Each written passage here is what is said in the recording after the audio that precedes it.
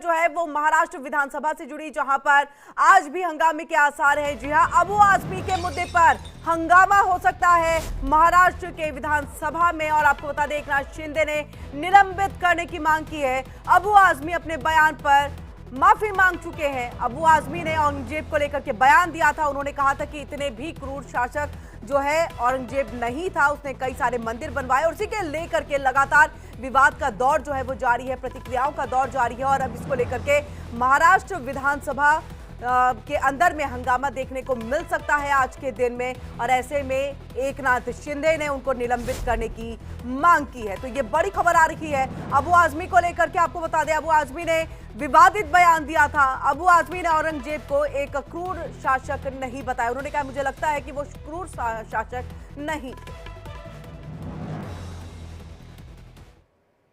और अब हम आपको औरंगजेब पर मचे सियासी घमासान की 4 अलग अलग तस्वीरें दिखाते हैं, जिसने देश में एक बार फिर औरंगजेब के नाम पर सियासी उबाल ला दिया है, जिसका विरोध सदन से लेकर के सड़क तक देखने को मिल रहा है।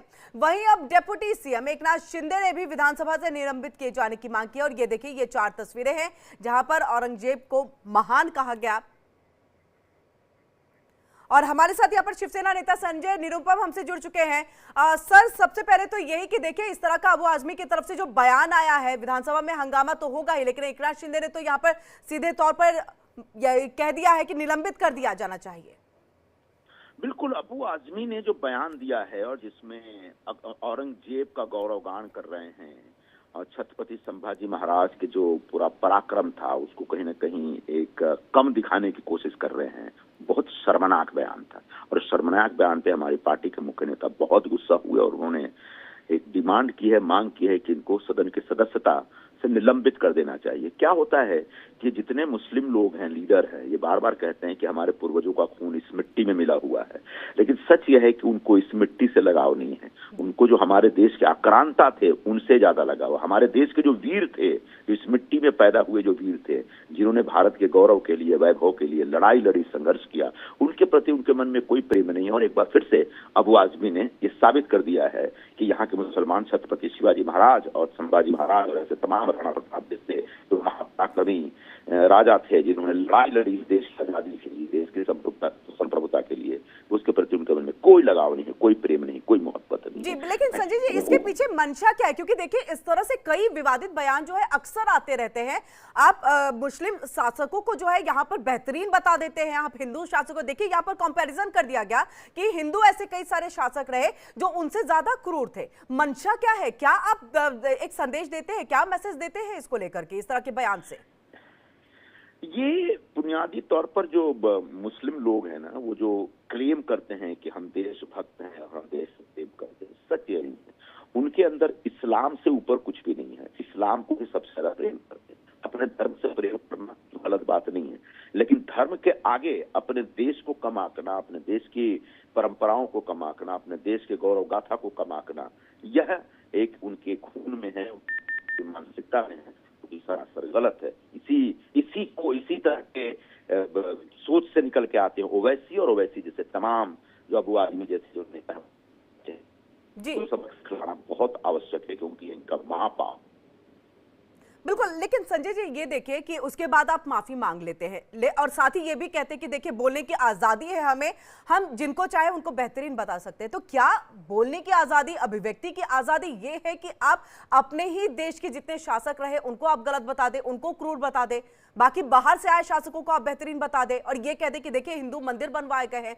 तो बोलने की अभिव्यक्ति कहां तक होनी चाहिए? औरंगजेब आक्रांता था, औरंगजेब एक बहुत ही अत्याचारी शासक था, ये इतिहास में दर्ज है। उसने हमारे मंदिरों को तुड़वाया, उसने जबरन धर्मांतरण किया, उसने जजिया कर लगवाया और हिंदुओं को बहुत प्रताड़ित किया। ये सबको बड़ा, यही नहीं, वो अपने परिवार के लोगों के खिलाफ था। उसने अपने बाप को कैदी बनाया, उसने अपने भाइयों की हत्या कराई। ऐसा शासक भी महान हो ही नहीं सकता। और ऐसे शासक को जो लोग महान बताते हैं वो निश्चित और बहुत ही निकृष्ट मानसिकता के लोग हैं। तो संजय जी, क्या आप भी यहाँ पर ये मांग करते हैं या एग्री करते हैं इस चीज से कि निलंबन होना चाहिए? बिल्कुल बिल्कुल बिल्कुल, हमारी पार्टी की एक ऑफिशियल लाइन है और ऑफिशियल डिमांड है, हमारे मुख्य नेता ने डिमांड की है कि इसको अबू आसिम आजमी को माफी मांगनी, अरे उसका निलंबन होना ही चाहिए। हालांकि माफी मांग ली उन्होंने, माफी मांगने के बावजूद ऐसी मानसिकता पनपनी नहीं चाहिए, ऐसी मानसिकता फैलनी नहीं चाहिए समाज में, इसलिए उनको कड़ी सजा देनी चाहिए।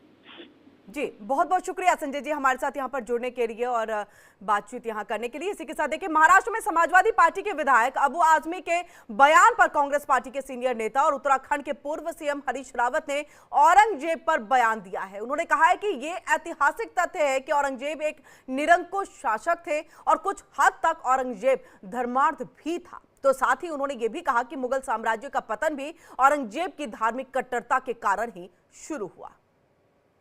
जो आदमी साहब ने कहा, अब तो उन्होंने अपनी बात वापस ले ली, अच्छा किया। लेकिन औरंगजेब के विषय में एक धारणा है कि वो जो है धार्मिक उन्मादी और कट्टर और अत्याचारी थी। तो ये धारणा बनी हुई है लोगों की जो है। तो और ये भी ये सत्यता है कि उनकी कट्टरता के कारण ही जो है जो मुगल एम्पायर था उनके बाद धीरे धीरे वो क्रैक हुआ, टूटा। क्योंकि कट्टरता का परिणाम हमेशा विनाशक होता है। और चलिए खबरों में आगे बढ़ते हैं। दिल्ली एनसीआर समेत देश के कई हिस्सों में फरवरी में पड़ी गर्मी के बाद लगने लगा था ठंड तो फुर हो गई है, लेकिन मार्च में मौसम कुछ अलग ही रंग दिखा रहा है। मार्च में मौसम ने अचानक